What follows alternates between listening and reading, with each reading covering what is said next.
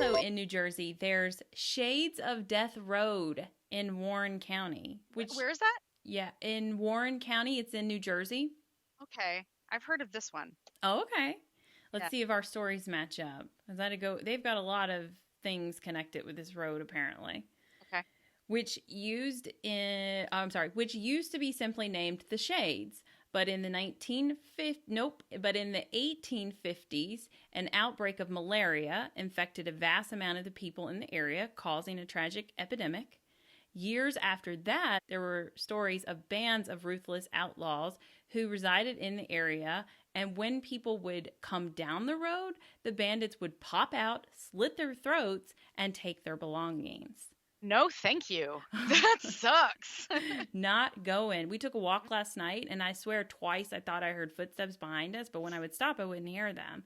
But Carl was walking in front of me and my niece, so we were behind him. And he's such a fast walker that I thought they're going to come up and get us, and he's just going to keep walking. He's not going to he's not going to catch on for a while.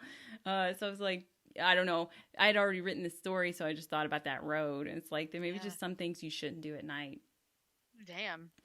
So when the bandits were caught by a vigilante group, they were hung in the trees that line the road. Mm. The forest that the road runs along is called Jenny Jump Forest. Weird name for a forest. I hope it's just a nickname, really. Yeah. But it's supposedly haunted by a girl who jumped to her death. As the legend goes, her ghost now walks between the trees to this day. Then, in more modern times, the Shades of Death Road saw even more violence.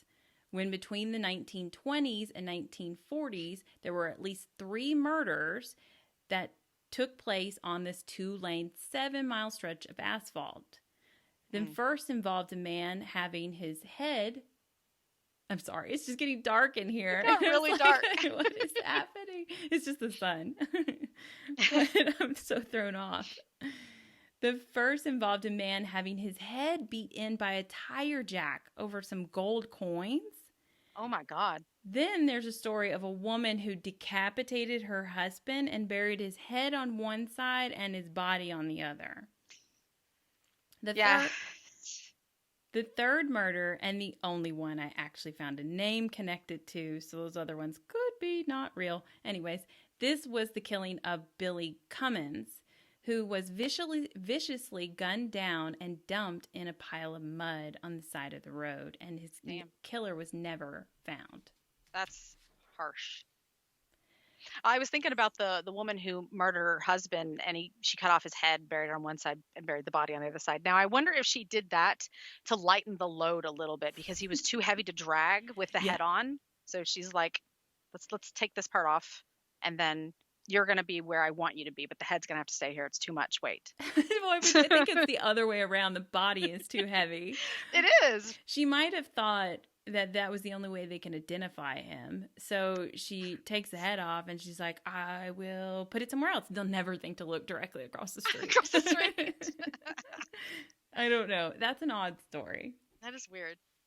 There's also the story of a girl who died in a fierce wreck on the way to her prom with her boyfriend when her boyfriend lost control of the car on the slippery road. Yeah. Her ghost can be seen walking down the middle of the road with her prom dress torn and burnt. Ooh. Drivers have also encountered other ghostly figures walking down the road, but they all seem to vanish when the drivers get closer.